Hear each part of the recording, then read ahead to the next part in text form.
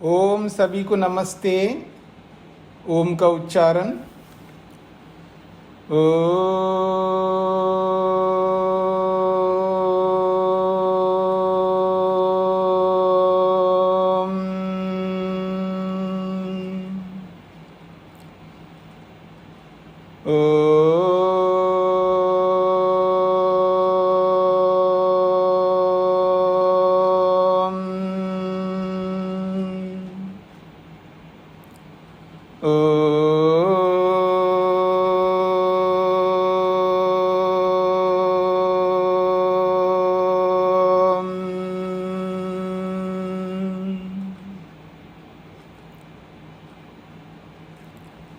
न्याय दर्शन के 119वीं कक्षा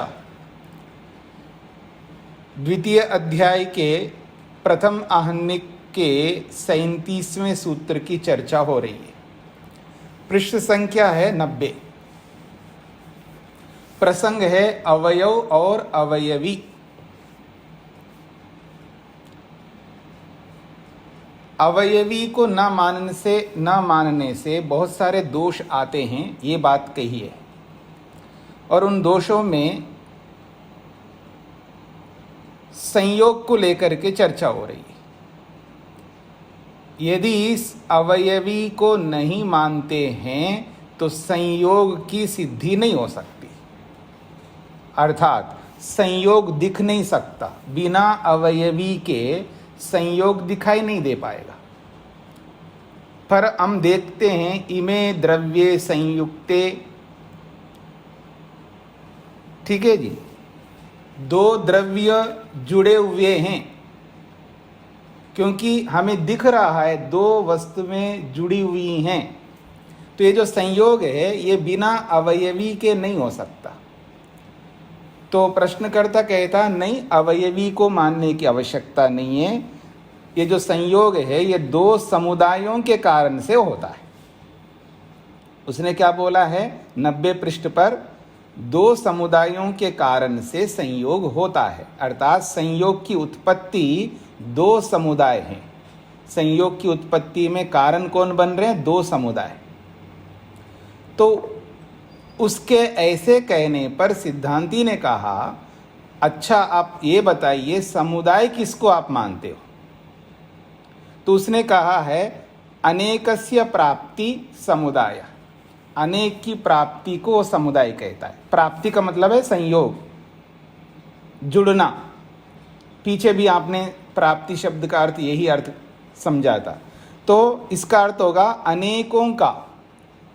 अनेकों का मिल जाना समुदाय है। तो ये जो मिलना है, मिलना क्या है? संयोग। तो आपने समुदाय का अर्थ बताया संयोग। हाँ, ये याद रखना, आपने समुदाय का अर्थ क्या बताया? संयोग। और जो नया संयोग उत्पन्न हो रहा है वो इस संयोग के कारण से उत्पन्न हो रहा है। अगर आप ऐसा कह रहे हो तो ये बात नहीं बन सकती, क्योंकि संयोग का कारण संयोग नहीं होता, यानी संयोग से संयोग की उत्पत्ति नहीं होती। ये सिद्धांती ने स्पष्ट कर दिया था। ये बात हो गई है। फिर उसने कहा, अच्छा आप ये मान लो अनेका व प्राप्ति एकस्य, प्रत्येक अवयव के अनेकों संयोगों का नाम समुदाय है। प्रत्येक अवयव के अनेक संयोगों का समुदाय। प्रत्येक अवयव, तो प्रत्येक अवयव के अनेकों संयोगों का नाम समुदाय है। और मैंने कल बताया था कि प्रत्येक अवयव जो है अनेक संयोगों से युक्त है। तो जब अगर ऐसा है तो वो कहते हैं अनेक समूह समुदाय इति चेत। 90 पृष्ठ पर दूसरा अनुच्छेद देखिएगा। समुदाय का जो दूसरा अर्थ बताया था उसने, उसके लिए वो कह रहा है अनेक समूह समुदाय इति। अनेक समूह का मतलब है प्रत्येक अवयव के अनेक संयोगों का समूह ही समुदाय है। इति चेत, यदि ऐसा अगर हम कहें तो कहते सिद्धांती कहते ना, ये हो नहीं सकता। क्यों नहीं हो सकता? क्योंकि द्वित्वेन समानाधिकरणस्य ग्रहणात्, क्योंकि समानाधिकरण द्वित्व के द्वारा ग्रहण हो रहा है, हमको दो के द्वारा समानाधिकरण का ग्रहण हो रहा है।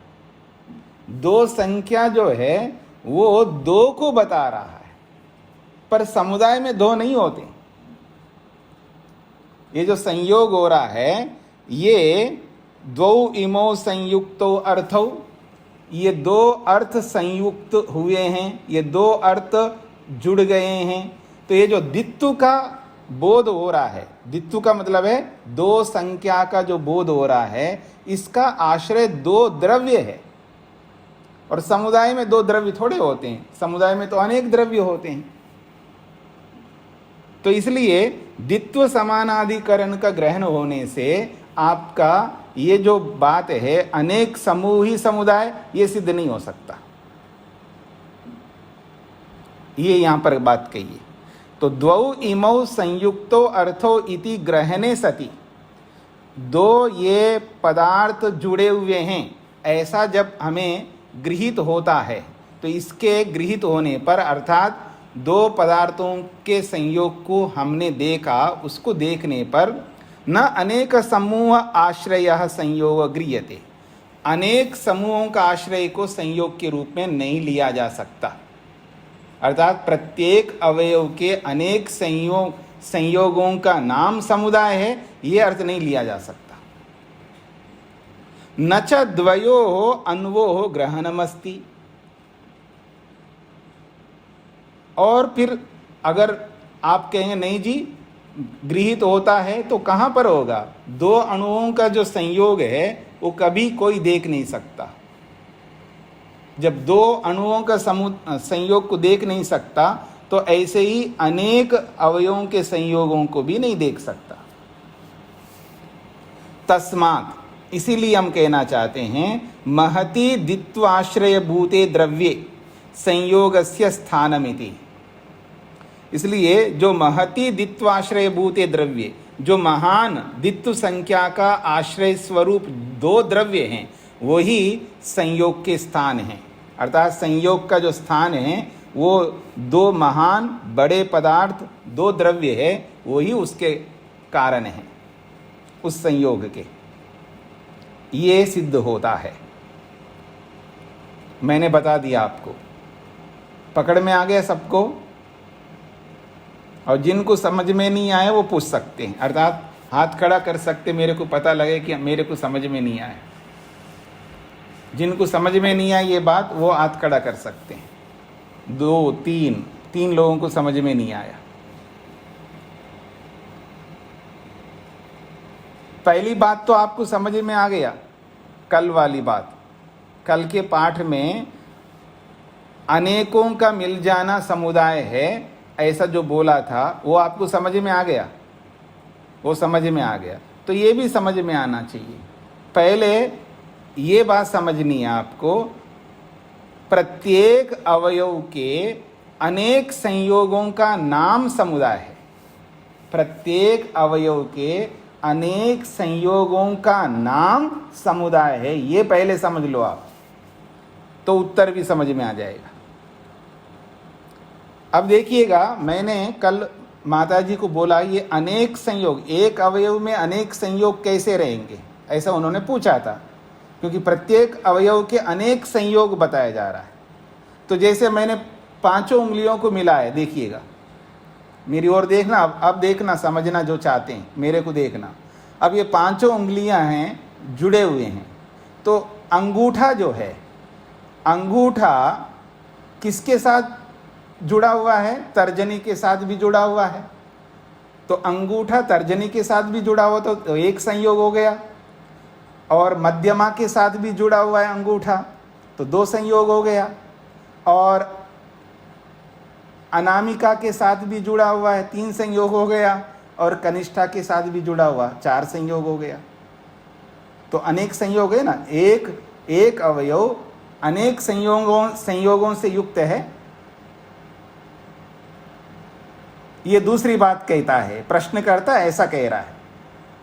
ये प्रश्नकर्ता की बात है। तो ये बात पकड़ में आ गई आपको? मतलब एक अवयव अनेक संयोगों के साथ जुड़ा हुआ है या नहीं है? है। तो कहते हैं अनेक, प्रत्येक अवयव के अनेक संयोगों का नाम समुदाय है, ऐसा वो कहता है। पर वो एक अवयव का अनेक संयोगों के साथ में जब संयोग हुआ, उसको एक नहीं मान रहा है, वो एक अवयवी नहीं मान रहा है। यही तो झगड़ा है। संयोग तो मान रहा है लेकिन वो अवयवी नहीं मान रहा है। पर इन सब संयोगों के साथ मिलने के बाद में एक अवयवी बनता है हमारे पक्ष में, सिद्धांत के पक्ष में। वो अवयवी को तो मान नहीं रहा है, संयोग को मान रहा है। तो अब कह रहे हैं एक अवयव के अनेक संयोगों का नाम समुदाय है। तो आप की बात ये सिद्ध नहीं हो सकती। अर्थात जो संयोग की उत्पत्ति हो रही थी, वो संयोग, दो समुदायों से जो संयोग की उत्पत्ति आप कह रहे हो, वो नहीं हो सकता। दो समुदाय मिलकर के नए संयोग को पैदा नहीं कर सकते, ये सिद्धांति कहना चाहता है। क्यों नहीं कर सकते? तो कहा द्वित्वेन समानाधिकरणस्य ग्रहणात्। जब दो पदार्थ आपस में जुड़ते हैं तो वह दो संख्या पैदा हो रही है। हम कहते हैं दो जुड़े हैं, तीन जुड़े तो तीन जुड़े बताएंगे आप, और 100 जुड़े हैं तो 100 जुड़े बताएंगे। तो 100 संख्या की उत्पत्ति होगी वहां पर। यह तो दो संख्या की उत्पत्ति हो रही है। मेरी बात पकड़ में आ रहा है? दो आदमी जब आपस में गले मिल रहे हैं, दो दोस्त हैं, हाँ, या दो सहेलियां हैं, दो भाई है, दो बहनें आपस में गले मिल रहे हैं, तो संयोग हुआ है। तो आप वहां कौन सी संख्या पैदा हुई है? द्वित्व संख्या पैदा हुई है, दो संख्या है। तो ये दो संख्या का समानाधिकरण जो है वो दो द्रव्य हैं। मतलब दो संख्या कहां पर है? उन दो द्रव्यों में है ना, तभी तो दो संख्या पैदा होगी। व्यवहार में तो द्वित्व संख्या उत्पन्न हो रही है। जब द्वित्व संख्या उत्पन्न हो रही तो अनेक समूह जो है, समुदाय कैसे बनेगा? वहां तो अनेक संख्या उत्पन्न होगी, वहां पर दो संख्या तो उत्पन्न नहीं हो सकती। लेकिन व्यवहार में दो संख्या का प्रयोग करते हैं हम लोग। अब पकड़ में आ रहा है आप लोगों को? ठीक है जी। तो इसलिए आपको अवयवी को मानना ही होगा। अब बोलिए, अब सबको समझ में आ गया? अपना हाथ हटा लो अब, फिर बाद में पहले वाले हाथ हटा के रख दो। आप जो आपने हाथ के चिन्ह लगाया हुआ है उसको हटा दो, पहले वाले। अब बोलिए, अब पकड़ में आ गए ना सबको? चले जी हम लोग। तो इस स्थिति में आप संयोग की उत्पत्ति नहीं कर पाओगे यदि समुदाय को मानते हो तो। ये बात कही है। अब आगे बढ़ते हैं जी। तीसरा कारण था स्पंद। स्पंद कहते हैं गति को, और स्पंद संयोग के साथ जुड़ा हुआ है, इसलिए संयोग के साथ में स्पंदा को लेकर के वो कह रहे हैं प्रत्यासत्ति।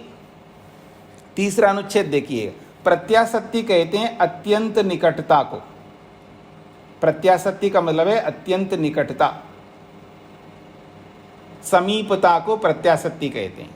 तो अनेक अवयव जो है बिल्कुल समीप आ जाते हैं, बहुत समीप आ जाते हैं, इसी का नाम हम संयोग मानते हैं। ऐसा नहीं है जिसको आप एक नया गुण पैदा होता है वो आप कह रहे हो। संयोग एक गुण है ना, सिद्धांत के पक्ष में संयोग एक अलग वस्तु है, अलग पदार्थ है।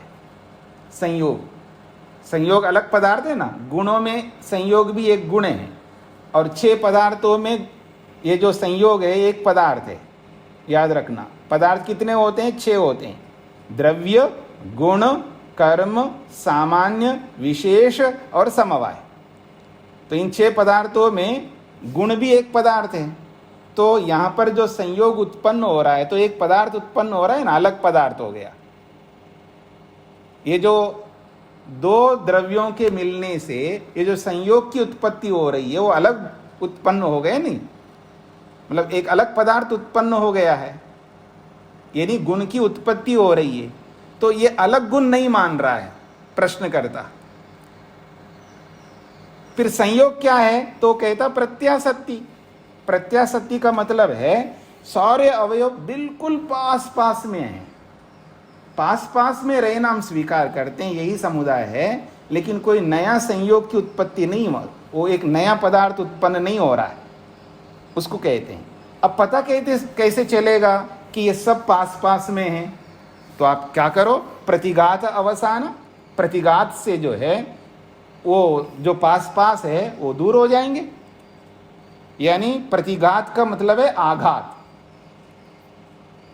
उस पर आघात दे दो, सब बिखर जाएंगे, वो अवयव जो है जो पास पास है वो दूर हो जाएंगे। तो कहते हैं प्रतिघात अवसान संयोग, प्रतिघात से संयोग समाप्त हो जाता है। अवसान का मतलब होता है समाप्त। जो आप में से व्याकरण पढ़े हुए लोग हैं ये अवसान शब्द को समझते हैं ना, समाप्ति को कहते हैं वहां पर, विरामो अवसान, अवसान का मतलब समाप्त। तो प्रतिघात से वो जो संयोग है वो अवसान को प्राप्त होता है, अर्थात समाप्त होता है। न अर्थांतरमिति, इसलिए वो संयोग कोई अलग वस्तु नहीं, अलग पदार्थ नहीं है, ये प्रश्नकर्ता का कहना है। पकड़ में आ गई जी आप सबको? माता सुदेश जी को क्या पूछना था? हाथ खड़ा किया आपने, और अपने आप वो गलती से आ गया तो उसको हटा दीजिएगा। तो कहते हैं प्रत्यासत्ति अत्यंत निकटता, अवयवों की अत्यंत निकटता ही संयोग समझ लो, वो कोई अर्थांतर वस्तु नहीं है।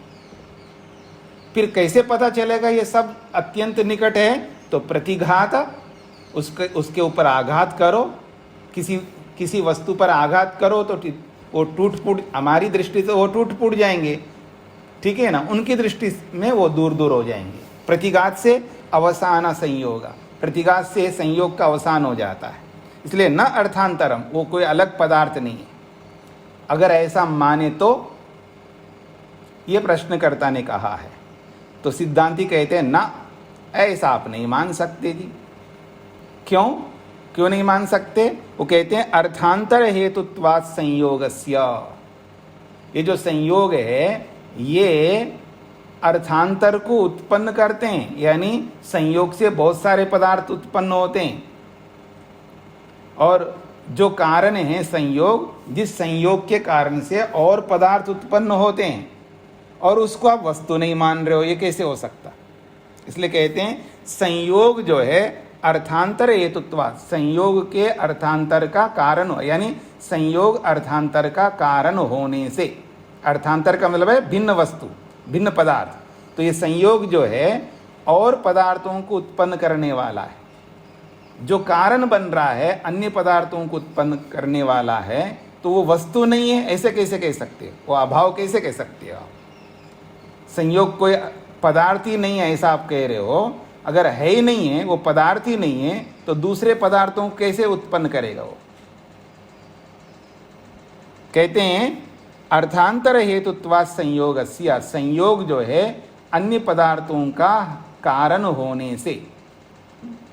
अब पूछा जा रहा है क्या है जी अन्य पदार्थ, कौन है जी वो? तो कहते रू शब्द रूपादि स्पंदानाम हेतु संयोगः, ये जो संयोग है शब्द का कारण बनता है, संयोग रूप का कारण बनता है, संयोग जो है स्पंद यानी गति का भी कारण बनता है। ये सब संयोग से ही उत्पन्न होते हैं। शब्द भी संयोग से उत्पन्न होता है, रूप भी संयोग से उत्पन्न होता है, और गति भी संयोग से होती है। ये सब, ये जो शब्द उत्पन्न हो रहा है, शब्द भी एक पदार्थ है, रूप भी एक पदार्थ है, क्रिया भी एक पदार्थ है, ठीक है ना। इन सबका वो हेतु कारण बन रहा है संयोग। पकड़ में आ गए जी आप सबको?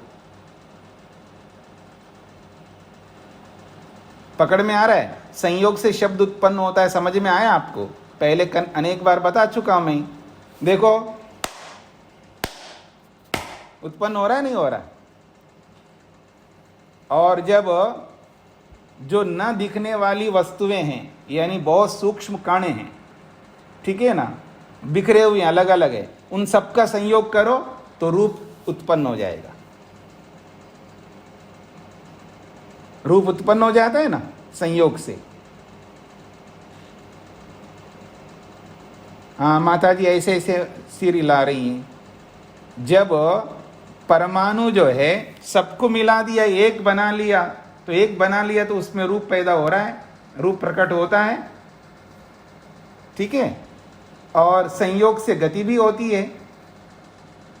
एक डिब्बा जो है ना, रेलगाड़ियों में नहीं बैठे आप लोग, रेलगाड़ी में बैठते हैं, रेलगाड़ी रुकी हुई है, क्यों रुकी है, क्यों रुकी है, क्यों रुकी है, पुराना जमाना, रुकी हुई है। हाँ जी, अब एक डिब्बा और लगने वाला। जब एक डिब्बा लगता है ढंग, तो हमारी जो डिब्बा थोड़ा आगे सरक जाती है, गति होती नहीं होती है।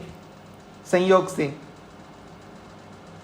संयोग से क्रिया होती नहीं होती है, विभाग से भी होती है, संयोग से भी होती है। क्रिया को उत्पन्न करने के बहुत सारे कारण हैं, लेकिन संयोग भी एक कारण है ना, तो संयोग से भी क्रिया उत्पन्न होती है, तो कारण बन गए ना संयोग। संयोग जो है शब्द को भी उत्पन्न करता है, संयोग रूप को भी उत्पन्न करता है, और आदि से रूप को क्या, स्पर्श को क्या, गंध को क्या, सबको उत्पन्न करता है संयोग। जब रूप उत्पन्न हो रहा है तो स्पर्श भी उत्पन्न होगा, गंध भी उत्पन्न हो जाएगी, ठीक है ना। तो इन सब का वो कारण है, क्रिया का भी कारण है संयोग।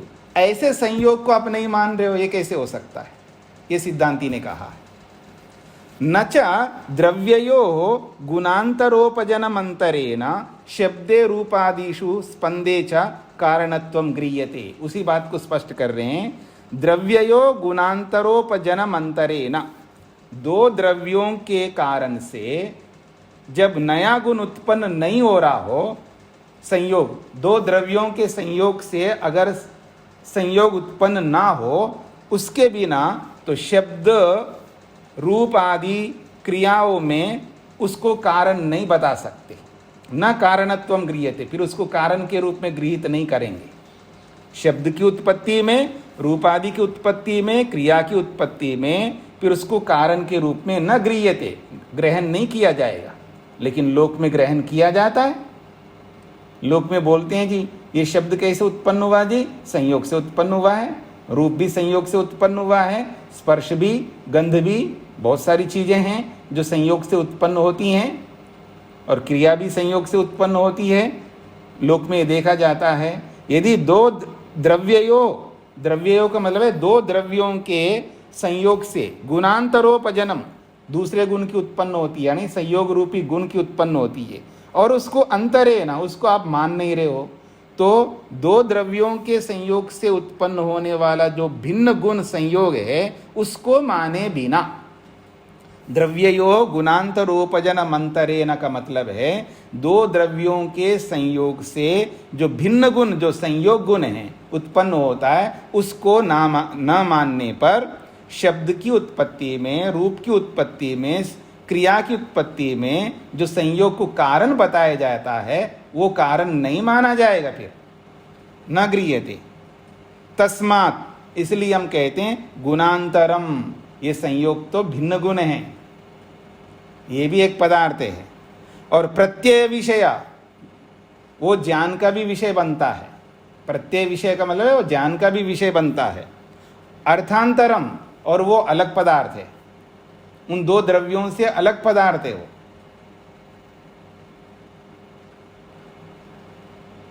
और कह रहे हैं तत्प्रतिषेधो वा, और उसी संयोग का खंडन भी करते हैं। खंडन का मतलब है उस प्रतिषेध, उस संयोग का कहीं कहीं संयोग नहीं है, ये भी बोला जाता है व्यवहार में। कहीं बोला जाता है संयोग है और कहीं बोला जाता है संयोग नहीं है। माता जी इधर देखना, माता शकुंतला जी, माता शकुंतला जी के कानों में कुंडल नहीं है, कुंडल का संयोग नहीं है। कुंडल समझते हो, कानों में कुंडल का संयोग नहीं है। और देखिए कुछ लोग माताएं, कुछ देखे किसी के कानों में कुंडल हो, रिंग हो, कुछ भी हो, हाँ किसी के कान में मेरे को वो कुछ और, कुछ सोने का कुछ और मिल रहा है, कुंडल ना मानो तो कुछ और है। तो कह रहे हैं कुंडली गुरु, गुरु कैसा है जी, कुंडली, कुंडली गुरु का मतलब है गुरु के कानों में कुंडल है।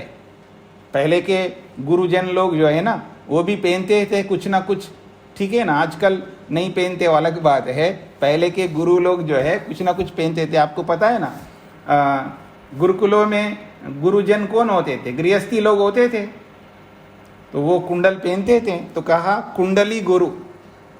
गुरु कैसा है जी? कुंडली है, अर्थात कुंडल पहना हुआ है, यानी कुंडल का संयोग है कानों में, उसको कुंडली गुरु कहते हैं, अर्थात कुंडल वाला गुरु। फिर कहा अकुंडल छात्र, और ये विद्यार्थी कैसा है? उसके कानों में कुंडल, वो श्रृंगार नहीं कर सकता, याद रखना। विद्यार्थी विद्यार्थी बन के रहे, मेरी बात समझ रहे ना? हाँ, विद्यार्थी तो विद्यार्थी रहेगा। पकड़ में आ रहा है जी? तो कहते हैं अकुंडल छात्र, और छात्र कैसा है? बिना कुंडल वाला, अर्थात कुंडल का संयोग नहीं है। तो कहते हैं कहीं संयोग की चर्चा करते हैं और कहीं संयोग की चर्चा नहीं करते हैं। संयोग होता है तभी होता है ना जब संयोग का निषेध हो रहा है, तो कहीं संयोग होता है, ये दो दिखा रहे हैं। यहां संयोग नहीं है, छात्र में कुंडल का संयोग नहीं है, तो कहीं तो संयोग होगा ना, वहां दिखाना पड़ेगा कि कहां संयोग है। इसका मतलब संयोग कोई अर्थांतर है, संयोग कोई अलग पदार्थ है, संयोग होता है, ये कहना चाह रहे। अब पकड़ में आ गए जी आप सबको? हाँ, कुंडल का तो समझ में आ जाएगा, क्योंकि कुंडल पहनना है और नहीं भी पहनना है, कभी उतार के रखना है, कभी पहन के रखना है, ये तो समझ में आ जाएगा जी आप लोगों को। संयोग बुद्धेश्च यदि अर्थांतरम न विषया, संयोग बुद्धेश्च, और ये जो संयोग बुद्धि है यानी संयोग का जो ज्ञान हो रहा है, यदि अर्थांतरम, यदि वो अलग नहीं होता संयोग, तो न विषया, वो विषय नहीं बनना चाहिए, पर विषय बन रहा है। संयोग बुद्धेश्च, ये संयोग वाला जो ज्ञान है, यदि अर्थांतरम न, यदि वो अलग वस्तु नहीं है, तो फिर ज्ञान का विषय नहीं बनना चाहिए उसको, पर हम सबका ज्ञान का विषय बन रहा है। यहाँ संयोग है या संयोग नहीं है, ज्ञान का विषय बन रहा है ना संयोग। तो यही कह रहे हैं यदि संयोग वाला ज्ञान, यदि अर्थांतरम, यदि वो अलग पदार्थ नहीं है, तो ये जो संयोग का ज्ञान हो रहा है ये विषय नहीं बनना चाहिए, संयोग का विषय नहीं बनना चाहिए। ये जो ज्ञान है ये विषय बन रहा है ना, संयोग का विषय बन रहा है, ये नहीं बनना चाहिए, लेकिन सबको पता हो रहा है, सबको पता लग रहा है। इसके कानों में कुंडल है, अर्थात कुंडल का संयोग है, संयोग का ज्ञान हो रहा है ना, तभी तो कह रहे ना आप कुंडल का संयोग है, तभी तो कह रहे हो कुंडल है कान में, और इसके कान में कुंडल नहीं है, तो क्या कहना चाह रहे हैं आप? इसके कानों के साथ कुंडल का संयोग नहीं है, तो ये संयोग बुद्धि उत्पन्न हो रही है। यदि वो संयोग अलग पदार्थ नहीं है, तो फिर विषय नहीं बनना चाहिए ज्ञान का, संयोग ज्ञान का विषय बन रहा है, ये कहना चाह रहे हैं। तो संयोग बुद्धेश्च यदि अर्थांतरम, यदि वो अर्थांतर नहीं है, तो न विषया, वो ज्ञान का विषय नहीं बनना चाहिए। अर्थांतर प्रतिषेध स्तर्य विषय, प्रश्नकर्ता कहता है कि अर्थांतर प्रतिषेध स्तर्य, वो संयोग नहीं है, यही विषय बनेगा, संयोग होता ही नहीं है, ये विषय बनेगा, ऐसा प्रश्नकर्ता कहना चाह रहा है। संयोग नहीं होता है, तो कह रहे हैं तत् प्रतिषिध्यमान वचनम, उसका विरोधी बताना पड़ेगा। प्रतिषिध्यमानम मतलब है प्रतिषेध ही विषय बन रहा है, अर्थात नहीं है यही विषय बन रहा है, तो है कहीं तो बताना पड़ेगा ना आपको।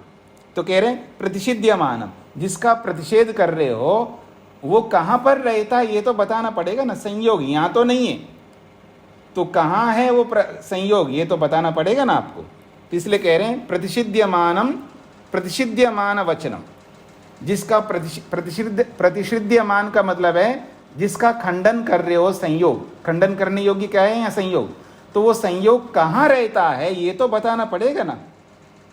यहाँ वो बात कही जा रही है गौण और मुख्य, तो गौण अर्थ नहीं है तो मुख्य अर्थ तो कहीं बताना पड़ेगा ना।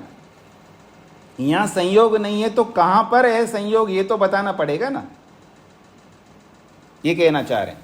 तो अर्थांतर प्रतिषेध स्तर्री, अर्थांतर का मतलब संयोग, प्रतिषेध का मतलब नहीं है, तो संयोग नहीं है यही विषय है, ऐसा मानो तो भाई संयोग ही नहीं है यही विषय बन रहा है, यानी निषेध ही विषय बन रहा है, ये इसका अभिप्राय है। निषेध ही विषय बन रहा है ऐसा मानो, तो भले आदमी निषेध विषय बन रहा है, तो जहां वो संयोग है वो तो कहीं तो विषय बनेगा ना, यहां तो नहीं बन रहा है तो कहीं और जगह बनेगा। अब मेरी ओर देखिएगा, माताजी के सिर पे सींग नहीं है, माताजी के सिर पे सींग नहीं है, तो यानी सिर पर सींगों का संयोग नहीं है, तो आप क्या बताना चाह रहे हैं? प्रश्नकर्ता कहता है कि सींग का प्रतिषेध ही विषय है, यानी सींग नहीं है यही विषय है, तो कहीं सींग है ये भी तो विषय बनेगा ना।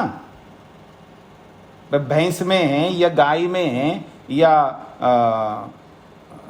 हिरन में है, बहुत सारी चीजें हैं ना जो प्राणी है जिन पे सींग होते हैं, वहां पर तो होगा। तो कह रहे हैं प्रतिषिध्यमान वचनम, तो जिसका प्रतिषेध कर रहे हो तो जहां वो होता है वो बताओ। प्रतिषिध्यमान मतलब प्रतिषेध करने योग्य संयोग को आपको बताना होगा जहां पर वो संयोग होता है। संयुक्ते द्रव्ये इति यथा यद अर्थांतरम अन्यत्र दृष्टम यह प्रतिषिध्यते, तो संयुक्ते द्रव्ये दो द्रव्य जुड़े हुए हैं इति, ये जो बात है, यद अर्थांतरम अन्यत्र दृष्टम, जो कि हम दूसरी जगह पर देखते हैं, दो द्रव्य जुड़े हुए हैं ऐसा हम दूसरी जगह पर देखते हैं, दृष्टम का मतलब है देखते हैं, यह प्रतिषिध्यते, उसी को यहां पर हम निषेध कर रहे हैं। मतलब अकुंडल छात्रा जब आप कहेंगे इसके कानों में कुंडल नहीं है, अर्थात कुंडल का संयोग नहीं है, ये इसलिए बता रहे हैं कि कई और जगह कुंडल का संयोग है, उसके आधार पर ही इसके कानों में कुंडल नहीं ये बोला जाएगा। इसलिए संयुक्ते द्रव्य, दो द्रव्य जुड़े हुए हैं, ये यद अर्थांतरम, जो अर्थांतर है अर्थात संयोग है, वो जो अर्थांतर रूपी संयोग है, अन्यत्र दृष्टम, दूसरी जगह पर उस संयोग को हमने देखा। कहाँ देखा? दो द्रव्यों में देखा हमने जो जुड़े हुए हैं। यह प्रतिषिध्यते, यहां खंडन किया जा रहा है छात्र के साथ में। तद वक्तव्यम, उसको बताना चाहिए कि यहां छात्र में तो नहीं है, लेकिन कहां पर है वो संयोग, कहीं तो होगा, वो तो बताना पड़ेगा। इसलिए कह रहे हैं द्वयो महतो आश्रितस्य ग्रहणात् अन्वाश्रया न अन्वाश्रया इति। तो द्वयो महतो आश्रितस्य, ये जो संयोग है दो महान वस्तुओं के आश्रित रहता है, तो दो महान वस्तुओं के साथ आश्रित होने का ग्रहण होने से न अनुवाश्रया, वो अणुओं के आश्रित नहीं रहेगा संयोग। जो दो अणुओं का जो समुदाय है उससे संयोग उत्पन्न होता है, ऐसा जो आपने बोला है वो कभी हो नहीं सकता, क्योंकि दो महान वस्तुओं के आश्रित रहने वाला ये संयोग है, और उन दो महान वस्तुओं के साथ ही वो गृहीत होने से अणुओं के साथ वो संयोग गृहीत नहीं हो पाएगा, ये इसका अभिप्राय है। पकड़ में आ गए जी? पंक्ति का अर्थ नहीं पकड़ में आए तो भी पूछ सकते हो, और बात समझ में नहीं आए तो भी पूछ सकते हो, दोनों में से कोई भी बात। द्वयोः महतोः, दो महान वस्तुओं के, षष्ठी विभक्ति का द्विवचन है। द्वयोः महतोः, दो महान, महान का मतलब बड़े, दो बड़े वस्तुओं के आश्रित संयोग का ग्रहणात्, ग्रहण होने से, न अनुवाश्रया, वो संयोग अणुओं के आश्रित नहीं रहता, ये शब्दार्थ है। ठीक है जी? तो आगे बढ़े हम लोग। तो स्पंद का भी संयोग के साथ जोड़ करके बता दिया, यानी क्रिया को भी संयोग के साथ जोड़ करके बता दिया। अब एक बच गया जाति विशेष। जाति विशेष से भी अवयवी का बोध होता है। यदि अवयवी को नहीं मानोगे तो जाति विशेष का बोध नहीं हो सकता। जाति समझते हैं जी आप लोग? जाति का मतलब यहाँ पर है, मैं आपके सामने एक गधे को रखता हूँ, तो गधे को निहारो जी, अच्छी तरह समझ लो उसका सारा स्वरूप। फिर उसके बाद दूसरे गधे को ला करके खड़ा करता हूँ, उसको भी आप निहारो, देखो। फिर तीसरे गधे को खड़ा करता हूँ, ऐसे 4-5 गधे को आपके सामने खड़ा कर दिया। तो क्या निहारने में क्या देखा आपने? गधेपन को देखा उसमें, पांचों में, ठीक है ना? ये ही गधापन है जी। कहीं सुवरपन है, कहीं गधापन है, कहीं गोत्व है, कहीं अश्वत्व है, कहीं मनुष्यत्व है। एक मनुष्य को देखो, अच्छा मनुष्य ऐसा होता है, इसको ऐसे ऐसे रहने वाले को मनुष्य कहते हैं। पकड़ में आ रहा है जी? जब आप एक मनुष्य को देखते हो, हाँ, मनुष्य का मतलब क्या होता है? ऐसे ऐसे ऐसे ऐसे ऐसे का मतलब ऐसा धर्म होता है, ऐसा धर्म होता है मनुष्य के, ऐसा धर्म होता है, ऐसा धर्म होता है। मनुष्य में बहुत सारे धर्मों को देखते हो आप, ऐसे धर्म वाले को मनुष्य कहते हैं। वो धर्म कहो, गुण कहो, विशेषताएं कहो, ऐसी ऐसी विशेषताओं वाले को मनुष्य कहते हैं। तो ये जो विशेषता है ये धर्म है, मतलब मनुष्य में ऐसा धर्म होता है। और वो धर्म जिस में दिखाई देगा आपको, आंखों से तो देख रहे हो आप, वो धर्म जिस में दिखाई देगा उसको आप मनुष्य मानोगे। और ठूंठ को खड़ा कर दिया आपको दूर से, थोड़ा क्या दिख रहा है जी, तो आप मनुष्य कहेंगे कि मनुष्य की तरह दिख रहा है। थोड़ा पास में जाकर के देखो तो क्या देखा है जी? जो आप कह रहे हो ये मनुष्य नहीं है, तो ठूंठ है, क्योंकि मनुष्य के धर्मों को उसमें नहीं देखा आपने। तो ये जाति विशेष का मतलब है कि ये मनुष्य जाति है, ये पशु जाति है, ये पक्षी जाति है, ये स्त्री जाति है, ये पुरुष जाति है। ये जो जाति विशेष का आपको बोध हो रहा है, कैसे होगा? प्रत्यय अनुवृत्ति लिंगस्य। प्रत्यय अनुवृत्ति, प्रत्यय का मतलब ज्ञान, और इस ज्ञान की अनुवृत्ति होती है। अनुवृत्ति का मतलब समझते? सिलसिला, सिलसिला होता ना, इसमें भी है, इसमें भी है, तीसरे में भी है, चौथे में भी है, ये अनुवृत्ति हो रही। जो एक में जो ज्ञान हो रहा है मनुष्यत्व का, वो ही मनुष्यत्व का ज्ञान दूसरे को खड़ा करे तो उसमें भी हो रहा है, और वही जो है तीसरे में भी हो रहा है, और वही चौथे में भी हो रहा है। ये जो सिलसिला है इसी को अनुवृत्ति कहते हैं। अनुवृत्ति का मतलब समझते हैं ना आप लोग? जैसे अष्टाध्यायी पढ़ने वाले, अभी हम लोग छंद शास्त्र पढ़ रहे हैं, वहां पर भी अनुवृत्ति आती है।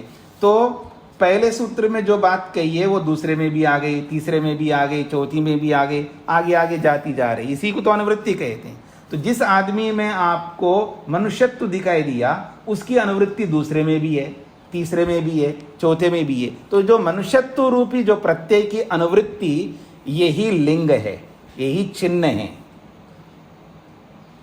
किसके लिए? जाति विशेष को समझने के लिए। उसका अप्रत्याख्यानम, उसका आप खंडन नहीं कर सकते। प्रत्याख्यानम का मतलब खंडन है, और अप्रत्याख्यानम का मतलब खंडन नहीं कर सकते आप। जो हमको मनुष्यत्व विशेष, जाति विशेष का जो बोध अनुवृत्ति के रूप में सभी मनुष्यों में दिखाई दे रहा है, तो ये जो अनुवृत्ति के रूप में जाति विशेष दिखाई दे रहा है, इस लिंग का, इस चिन्ह का, इस सिंबल का आप अप्रत्याख्यानम, खंडन नहीं कर सकते। ये हमें हो रहा है सभी मनुष्यों को देख करके, क्योंकि अवयवी को देख करके ही ऐसा बोध होगा। अवयवों के समूह को देख करके जाति विशेष का बोध नहीं हो सकता। ये इसका अभिप्राय है। अब पकड़ में आ गए आप लोगों को? हाँ जी, शब्दार्थ पकड़ में नहीं आया तो पूछ सकते हो आप। आगे बढ़ता हूं। प्रत्याख्याने, अगर आप खंडन करते हो अवयवी का, प्रत्याख्याने वा का मतलब है अथवा आप अवयवी का खंडन करते हैं, तो प्रत्यय व्यवस्था अनुत्पत्ति, ये जो ज्ञान हो रहा है, ये भी मनुष्य है, ये भी मनुष्य है, ये भी मनुष्य है, ऐसा जो ज्ञान है इसकी व्यवस्था नहीं कर पाओगे। अनुपत्ति का मतलब असिद्ध हो जाएगी। प्रत्यय अव्यवस्था, प्रत्याख्याने यदि अवयवी का आप खंडन करोगे तो प्रत्याख्याने मतलब अवयवी का खंडन करने पर प्रत्यय व्यवस्था अनुपत्ति, प्रत्यय का मतलब ज्ञान, ज्ञान की व्यवस्था सिद्ध नहीं हो पाएगी। यानी ये मनुष्य है, ये भी मनुष्य है, ये भी मनुष्य है, ऐसा जो ज्ञान हो रहा है इस ज्ञान की व्यवस्था आप नहीं कर पाओगे, क्योंकि आपने अवयवी का खंडन कर दिया। तो अवयवी का खंडन कर दिया है तो आप कैसे कहोगे ये मनुष्य है? आपको तो दिख ही नहीं रहा है कुछ भी, क्योंकि सब अवयव है। जब सब अवयव है तो आप ये मनुष्य कैसे कह सकते हो आप? क्योंकि अवयव दिखते नहीं है। बात पकड़ में आ रही सबको? यही बात कही जा रही है यहां पर। अब कहते हैं व्यधिकरणस्य अनभिव्यक्ते अधिकरण वचनम, व्यधिकरणस्य अनभिव्यक्ते अधिकरण वचनम। देखिए, व्यधिकरण कहते हैं अवयवी को और अधिकरण कहते हैं अवयव को। तो व्यधिकरणस्य अनभिव्यक्ते, क्योंकि अवयवी को तो अभिव्यक्त मानते नहीं आप, तो व्यधिकरण का मतलब है जो अधिकरण से आधार से जो नई वस्तु बनती है उसको व्यधिकरण कहते हैं, यानी अधिकरण से भिन्न, उसको व्यधिकरण कहते हैं। ये उपसर्गों का खेल है। यहाँ पर संस्कृत में उपसर्ग बदलते ही अर्थ बदल जाता है। अधिकरण का मतलब है आधार, बेस। तो अवयवी का आधार कौन है जी? अवयव। तो यहाँ अधिकरण का मतलब है अवयव। इन अवयवों से जो बनेगा अवयवी, उसका आपने निषेध कर दिया। तो व्यधिकरणस्य अनभिव्यक्ते, आपने अभिव्यक्ति का मतलब है प्रकट होना, अवयवी को प्रकट होना मान नहीं रहे, यानी अवयव की उत्पत्ति मान नहीं रहे हो।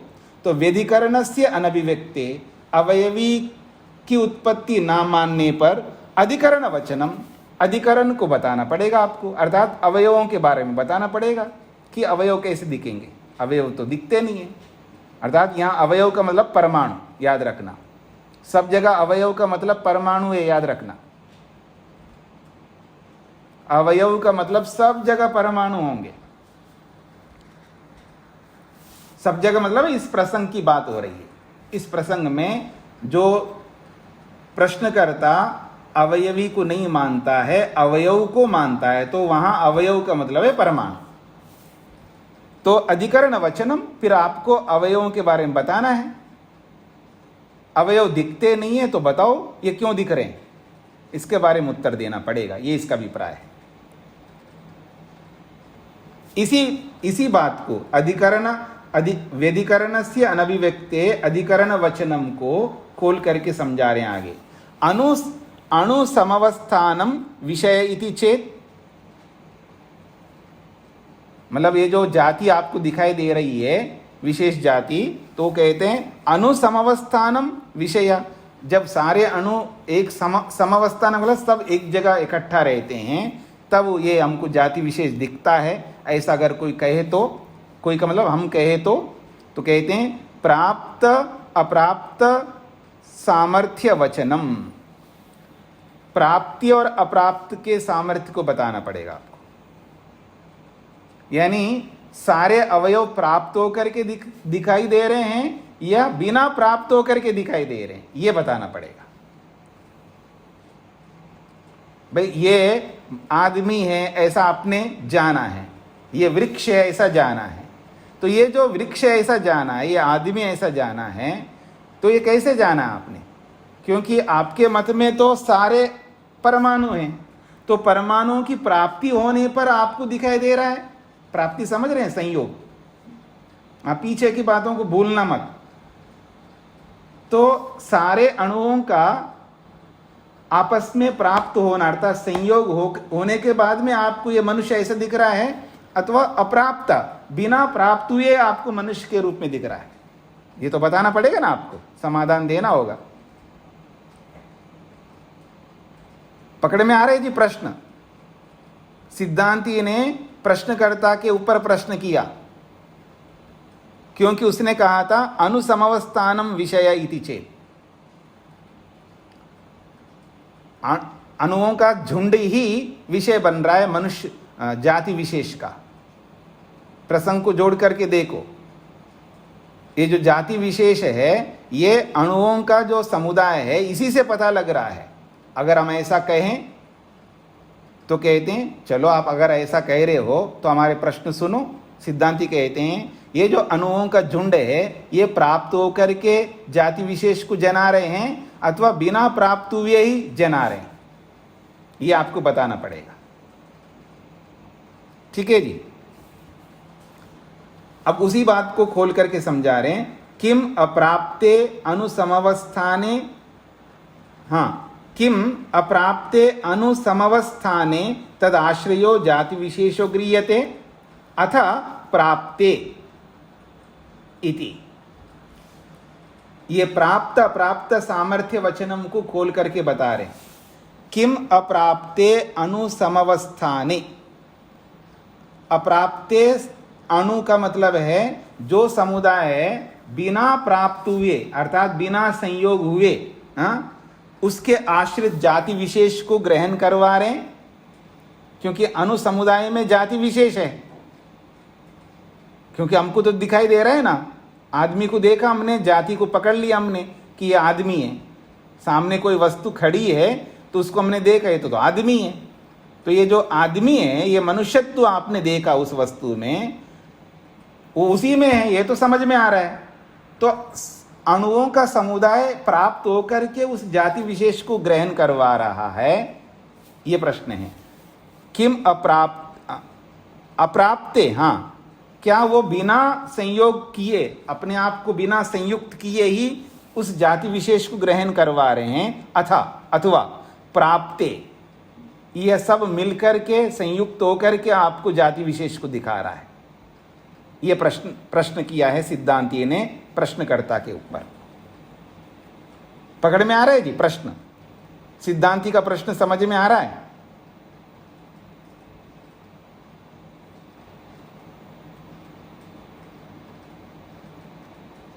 हाँ, जिसको नहीं समझ में आए तो पूछ सकते हो, नहीं तो फिर आगे जाऊंगा तो फिर पीछे आप। हाँ, माता शकुंतला जी को क्या पूछना है? मैं एक नहीं को जो प्रश्न किया गया है, हाँ, वो पूछना। मतलब सिद्धांती ने जो प्रश्न किया वो पूछना है जी। आप प्रश्नकर्ता कहता है जाति समुदाय में हम देख लेते हैं, हम समुदाय, क्योंकि प्रश्नकर्ता तो समुदाय को मानता, अवयवी को तो मानता नहीं है। इसको दिमाग में रख करके चलना आगे तक, जब तक समुदाय चलेगा। तो समुदाय में अवयवी नहीं है, समुदाय का मतलब है झुंड है। अब उस झुंड को देख करके आपको मनुष्यत्व का बोध हुआ है, ऐसा आप कहते हो। तो मेरा प्रश्न है कि वो जो समुदाय आपस में मिलकर के उस जाति को दिखा रहे हैं या बिना मिले दिखा रहे हैं, ये सिद्धांती ने पूछा। पकड़ में आया अब? हाँ, अनीता जी को पकड़ में आया आपको? जी स्वामी जी, मुझे ये समझ आया कि जो ये संयोग होने पर जाति विशेष जो है वो मनुष्य दिख रहा है। मतलब इधर उधर मत भागना, पटरी से मत उतरो। प्रश्नकर्ता से सिद्धांती ने ये पूछा है कि ये जो आपको जाति दिखाई दे रही है, ये अणुओं का सभी अणु इकट्ठे हो गए अर्थात संयोग को प्राप्त हुए इसलिए दिखाई दे रहा है या बिना संयोग के दिखाई दे रहा है? ये प्रश्न किया है। ये समझ में आया? ये इसका उत्तर देना है आपको, क्योंकि आपने हाथ खड़ा किया। जी स्वामी जी, समझ में आ गई। बस मेरा यही प्रश्न था। तो फिर आप जो पूछ रहे हो फिर वो अलग बात होगी जी। हाँ जी, सबको पकड़ में आ गए जी। तो सिद्धांती ने ये पूछा है आपको जो जाति दिखाई दे रही है वो सब प्राप्त हो, सारे अणु प्राप्त हो गए इसलिए दिखाई दे रहा। प्राप्त का मतलब है संयोग, याद रखना, बार बार मैं नहीं बोलूंगा। दिमाग में रखना। तो प्राप्त होकर के दिखाई दे रहे हैं या बिना प्राप्त हुए दिखाई दे रहा है वो जाति, ये सिद्धांती ने पूछा उनसे। तो अब वो उत्तर दे रहा, अप्राप्ते ग्रहणमिति चेत, बिना प्राप्त हुए ही दिखाई दे रहा अगर हम ऐसा कहें तो। वो कहता बिना प्राप्त हुए ही दिखाई दे रहा है वो आपको, अगर ऐसा हम कहें तो वो कहते हैं व्यवहितस्य अनुसमवस्थानस्य अपि उपलब्धि प्रसंगः। जब आप कहते हो बिना प्राप्त हुए ही आपको जाति दिखाई दे रही है मनुष्य जाति, तो जो व्यवहित परमाणु हैं, जो सामने नहीं दिख रहे हैं, जो पीछे हैं, समझ रहे मेरी बात को, क्योंकि सारे परमाणु तो दिखते नहीं है। तो सामने वाले परमाणुओं के पीछे जो व्यवहित परमाणु हैं, ना दिखने वाला, व्यवहित का मतलब है ना दिखने वाले, सामने वाले परमाणुओं के पीछे जो ना दिखने वाले परमाणु हैं, उनमें भी वो जाति दिखाई देनी चाहिए। क्योंकि बिना प्राप्ति के दिखाई दे रहा है, तो वो हमें भी नहीं प्राप्त हो रहे हैं, वो दिखाई नहीं दे रहे हमको, उसमें भी वो जाति दिखाई देनी चाहिए, ये कहना चाह रहे हैं। तो व्यवहितस्य अनुसमवस्थानस्य अपि उपलब्धि प्रसंग, जो व्यवहित है, न दिखाई देने वाले जो अनुसमुदाय है, उसमें भी उस जाति की उपलब्धि होने लगेगी। पकड़ में आ गए ना? पर यह सिद्धांत नहीं बन सकता। व्यवहिते अनुसमवस्थाने तद आश्रयो जाति विशेषो गृह्येता, उसी बात को स्पष्ट कर रहे हैं। व्यवहिते अनुसमवस्थाने, जो न दिखने वाले अनुसमुदाय है, तद आश्रया, उसके साथ उसके अंदर रहने वाला, उसके आश्रित रहने वाला जाति विशेष भी गृहीत होना चाहिए।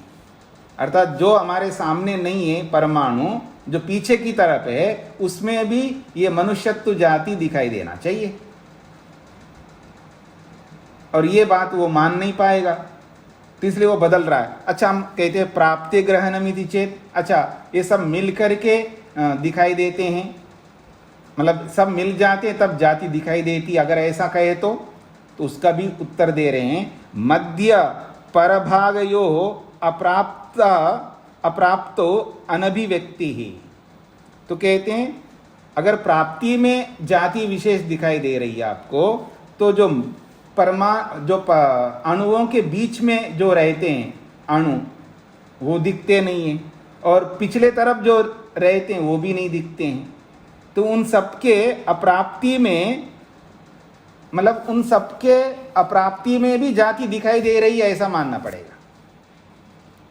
तो सारे परमाणु तो दिख नहीं रहे, तो बिना दिखाई दिए भी, यानी सबके दिखाई देना, सब क्या कहते हैं, जो बीच वाले पीछे वाले को देखे बिना ही जाति दिखाई दे रही है, ऐसा मानना पड़ेगा। पकड़ में आ रहा है आप लोगों को? मध्य परभागयो अप्राप्तो, बीच वाले और पीछे वाले को देखे बिना ही आपकी जाति दिखाई दे रही है, ऐसा मानना पड़ेगा। और ये भी आप मान सकते नहीं। तो कहता है यावत प्राप्तम भवति तावत अभिव्यक्तिरिति चेत, चलो हम ऐसा कहते हैं जितना आपको दिखाई दे रहा है उतने में ही जाति दिखाई दे रही है, अगर हम ऐसा कहें तो कहते हैं तब भी समस्या आएगी। क्या समस्या आएगी? तावतो अधिकरणत्वम अनुसमवस्थानस्य, मतलब तावता का मतलब है जितना आपको दिखाई दे रहा है अधिकरण, उतने में ही वो जाति अवस्थित होती है, ये इसका अभिप्राय है। तो कहते हैं यावती प्राप्ते जाति विशेषो गृह्यते तावदस्य अधिकरणम इति प्राप्तम भवति, तब तो आपकी बात ये माना जाएगा। उसी की बात को सिद्धांती दोहरा रहे हैं। यावती प्राप्ते, जितने अनुसमुदायों को आप प्राप्त कर रहे हो उतने में जाति विशेष गृहीत होता है। तावत अस्य अधिकरणम, उतना ही उसका अधिकरण है, आधार है, उतने ही अवयव जो है, जितने अवयव दिख रहे हैं उतने में ही ये जाति दिखाई दे रही है, ऐसा मानना पड़ेगा आपको। जितने अवयव आपको दिख रहे हैं उतने में ही जाति समाप्त हो रही, ये मानना पड़ेगा। ठीक है, ऐसा मान लेंगे तो क्या आपत्ति आएगी? तो कहते हैं तत्र एक समुदाये प्रतीयमाने अर्थभेदः, फिर उस एक समुदाय में जो प्रतीत होने वाली जो जाति है वो बहुत हो जाएंगी। एक ही वस्तु में अनेक जाति दिखाई देंगी फिर आपको। एवं च सति यो अयम अनुसमुदायो वृक्ष इति प्रतीयते। अगर आप मानते हो जिन अनुसमुदायों को आप वृक्ष कह रहे हो तत्र वृक्ष बहुत्वम प्रतीयेता, फिर वहां एक वृक्ष में अनेक वृक्ष दिखाई देना पड़ेंगे। एक वृक्ष में अनेक वृक्षों की सिद्धि होगी, एक वस्तु में अनेक वस्तुओं की सिद्धि हो जाएगी। यत्र यत्र ही अनुसमुदायस्य भागे वृक्षत्वं गृह्यते स स वृक्ष। सामने वाले अणुओं को देख करके वृक्ष का बोध होगा, पीछे जाकर के देखो तो पीछे वाले में भी वृक्ष का बोध होगा। आगे वाला वृक्ष अलग है, पीछे वाला वृक्ष अलग होगा। दाएं तरफ जाकर के देखोगे तो वहां भी वृक्ष दिखाई देगा, तो दाएं वाला वृक्ष अलग होगा। बाएं तरफ जाकर के देखो वो भी वृक्ष दिखाई देगा। तो एक वृक्ष में अनेक वृक्षों की सिद्धि होगी। फिर ये कहना चाहते हैं। कुछ पकड़ में आ रहा है आप लोगों को? तो ये बुद्धि में बिठाने का प्रयत्न करिएगा। रूप जी को नहीं समझ में आ रहा है? आ रहा है स्वामी जी। अच्छा अच्छा, ठीक है। तस्मात सिद्धांति ने हाँ जी, सिद्धांति ने मतलब कि जो प्रश्नकर्ता को वो चारों तरफ से घेर लिया, फंसा दिया। हाँ जी, फंसा दिया, क्या घेर लिया। हाँ जी, अवयवी को तो मानना ही होगा, बिना अवयवी को नहीं मानोगे तो ये सारी समस्याएं आएंगी जो शुरू से बताते हुए आ रहे। तस्मात अंत में कह रहे हैं इसीलिए समुदित अनुसमवस्थानस्य अर्थांतरस्य जाति विशेष अभिव्यक्ति विषयत्वात् अवयवी अर्थांतर भूता इति। तस्मात् उपसंहार कर रहे हैं, तस्मात् इसीलिए समुदित अनुसमवस्थानस्य, समुदित का मतलब है सब अणुओं को समुदित करो, इकट्ठा करो, संयोग करो, तब अर्थांतरस्य, अर्थांतर की उत्पत्ति होगी, अर्थात संयोग की उत्पत्ति होगी, अथवा एक अवयवी की उत्पत्ति होगी। अर्थांतर का मतलब है अवयवी। तो समुदित अनुसमवस्थानस्य अर्थांतरस्य, सभी अनुसमुदाय को इकट्ठा करो, संयुक्त करो तो अर्थांतर की उत्पत्ति होगी, अर्थात अवयवी की उत्पत्ति होगी। उसी अवयवी के कारण से जाति विशेष अभिव्यक्ति, जाति विशेष की अभिव्यक्ति होती है। तभी आप मनुष्य, पशु, कुत्ता, गधा, घोड़ा ये समझेंगे। तो जाति विशेष अभिव्यक्ति विषयत्वात्, तो जाति विशेष की अभिव्यक्ति का विषय बनेगा, तभी अवयवी अर्थांतर भूता, तभी ये माना जाएगा ये जो अवयवी है वो अवयवों से अलग है, ऐसा सिद्ध होता है। पकड़ में आ गए जी सबको? अजीत जी को क्या पूछना था? जी थोड़ी सी बात समझ में आई है, एक बार मैं आपसे वो चाहूंगा। जैसे दर्पण है, शीशा है, हाँ जी, शीशे में अपने चेहरे को देखते हैं जी, और शीशे के अगर टुकड़े कर देते हैं तो सभी टुकड़ों में भी अपना चेहरा दिखाई देता है। हाँ जी। क्या ये अवयवी के अनुकूल है या उसके प्रतिकूल है? नहीं नहीं नहीं, इसके साथ उसको क्यों जोड़ते हैं? जो टुकड़े वो भी सब अवयवी हो गए ना, एक एक टुकड़ा एक एक अवयवी है। मैं इसीलिए कहता हूँ कि उस छोटे टुकड़े में भी चेहरा तो दिखता है। एक दर्पण में पूरा चेहरा दिखता है और उसके टुकड़े भी कर देते हैं तो उसमें भी चेहरा दिखता है। आप नहीं समझ रहे मेरी बात को, मैं क्या कहना चाह रहा हूँ। आप ये जो टुकड़े हैं ना उसको अवयव के रूप में मत देखो। टुकड़ा हो गए तो जितने भी टुकड़े वो सारी टुकड़े अवयवी है, इसलिए चेहरा सभी टुकड़ों में दिख रहे हैं। जी जी जी, मैं भी यही कर रहा हूँ। हाँ जी, हाँ जी, मैं भी यही कर रहा हूँ। हाँ तो फिर आप हाँ तो आप ऐसा जी, आप ऐसा कह करके क्या कहना चाह रहे हो? मतलब अवयवी को मैं वो डिफाइन करने की कोशिश कर रहा हूँ कि क्या ये ठीक है? हाँ ठीक है, ठीक है, ठीक है। पूरा चेहरा दिखाई दे रहा है और उसके चाहे जितने भी हम छोटे टुकड़े कर दे उसमें भी एक चेहरा दिखाई दे रहा है। नहीं, ये उदाहरण मत लाइए, भ्रम पैदा करने वाला उदाहरण है। इससे तो दूसरों को भ्रम पैदा होगा। एक एक अवयव में भी मतलब टुकड़ा तो एक अवयव हो गया ना शीशे का, दर्पण का। तो अवयव नहीं मानता मैं, अवयवी ही मानता हूँ उसको। तब तो ये उदाहरण मत लाओ, ये उदाहरण मत लाओ, ये उदाहरण मत लाओ। जी जी जी, मतलब यहाँ पर अवयव का मतलब है ना दिखने वाला अवयव है, क्योंकि अवयव का मतलब परमाणु है ना। मूल तो सभी पदार्थ परमाणु हैं, तो एक परमाणु दिखता नहीं है तो दो परमाणु भी नहीं दिखेंगे, क्योंकि दो परमाणुओं को आपने एक नहीं बनाया। जब तक दो परमाणुओं को एक नहीं बनाएंगे तब तक वो बड़ा पदार्थ नहीं बढ़ेगा, बड़ा महान नहीं बनेगा तो वो दिखाई नहीं देगा। हमको बड़ा एक बनाना है तब दिखाई देने का। त्रसरेणु समझते हैं आप लोग? त्रसरेणु तीन परमाणु को मिलाएंगे तो त्रसरेणु बनता है। वहां से दिखना प्रारंभ होता है, फिर 3 को 4 के साथ 5 के साथ ऐसे बढ़ाते बढ़ाते बड़ी वस्तु बन जाती है। जो धूल का कण आपको दिखता है ना, वो धूल का कण, पता नहीं उसमें कितने परमाणु हैं, वो अवयवी है, वो एक है,